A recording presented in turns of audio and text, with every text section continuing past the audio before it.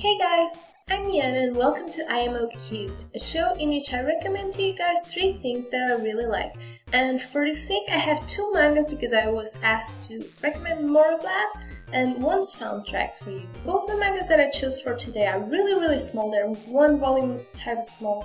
So even if you are new to manga and aren't really sure if you're going to like it or not, or if you don't have a lot of time to dedicate to a bigger series at this point, I think those 2 are very interesting and can provide you with enough material to think about without wasting too much time either way. The first one is called Goth, and it's a psychological manga, kind of a murder mystery with some kind of twist, and it concerns 2 high school students that have an abnormal interest in murders and death, and they kind of just go sleuth around, and I can't talk a lot about it without spoiling the interest of the whole thing since it's only 5 chapters, but it is kind of dark. It's not very gory, it's just very psychological, and the chemistry between the 2 main characters is really good. They are not typical characters,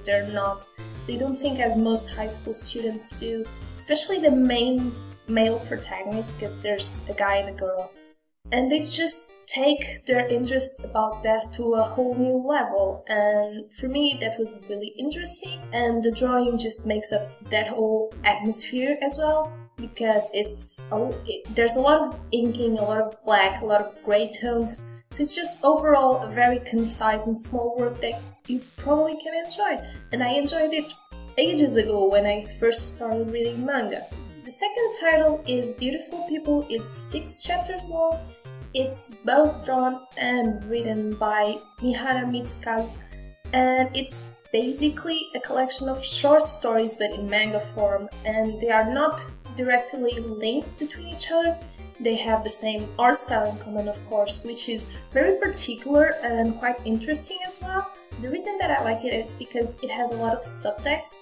You can read a lot into it, and it just makes you think about different elements of life and morality. So it's a quite adult manga. And the last thing for today is the soundtrack. I chose Ookami Kakushi's soundtrack, which, if you don't know, it's a series that's done by the same guy that does the When They Cry series, so Higurashi and Umineko.